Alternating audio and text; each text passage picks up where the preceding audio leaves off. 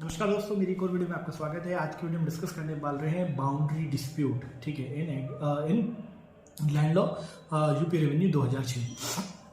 तो भैया, जब बोल रहे बाउंड्री डिस्प्यूट, अगर आप गांव में रहते हैं, अगर नहीं भी रहते हैं, तो आपको बताना चाहता हूँ, जो एग्रीकल्चर लैंड की जो बाउंड्रीज होती हैं, जो हमारा एग्रीकल्चर लैंड होता है उसकी जो बाउंड्रीज होते हैं, वो सॉइल की लाइन्स होती हैं। ठीक है, उन्हें सॉइल डोलास कहते हैं। ठीक है, तो एग्रीकल्चर बाउंड्रीज क्या होती हैं? Agriculture boundaries are soil Dolas, वो सॉइल के डोले होते हैं।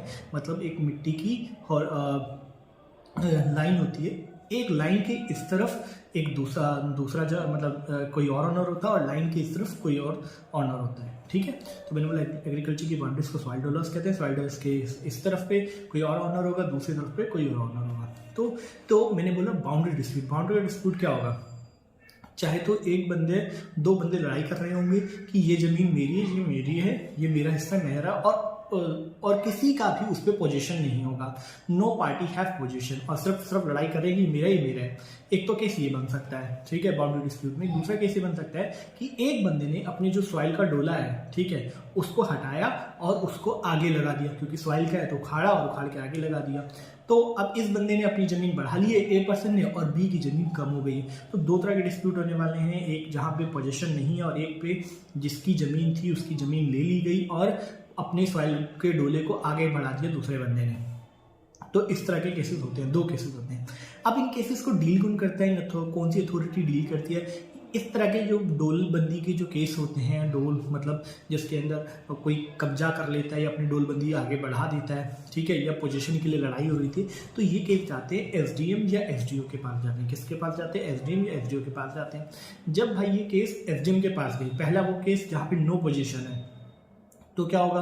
एसडीएम क्या बोलेगा? एसडीएम बोलेगा भाई लेखपाल को बोलेगा, ठीक है, जब जिसमें नो पोजीशन है वो लेखपाल को बोलेगा जाओ तुम देख के आओ और एक रिपोर्ट मेरे को लाके दो कि भैया हो क्या रहा है एक्चुअल, किसकी पेपर्स उन्हें खतौनी निकाली। सबसे पहले लेखपाल खतौनी निकालेगा, खतौनी में जाके ठीक है देख लेगा, या किसान बही खाते में जाके देख लेगा कि भैया ये किसकी ज़मीन कितनी है और इसका एरिया कितना है। फिर वहाँ जाके मौके पे देखेगा, मौके पे नपाई करेगा और उस रिपोर्ट को बना के वो दे देगा हमारे एसडीएम या एसडीओ को दे देगा।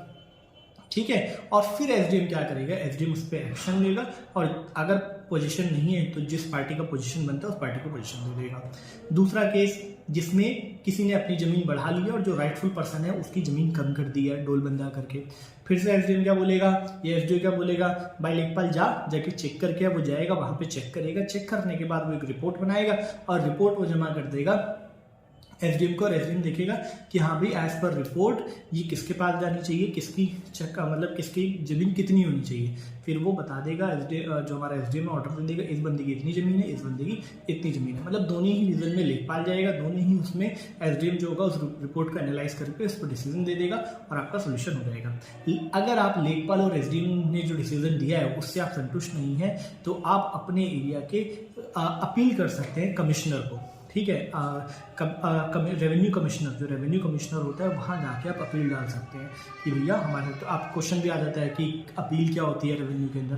तो ये वही वाली अपील होती है कि जब आप सेटिस्फाइड नहीं हो, जो आपके डिस्प्यूट हुआ है डोलबंदी का, उसमें जाके आप कमिश्नर रेवेन्यू के पास जा सकते और बोल सकते जी हम इससे सेटिस्फाइड नहीं, आप इस पर एक्शन लें। तो ये था boundary dispute section 24। Thank you so much.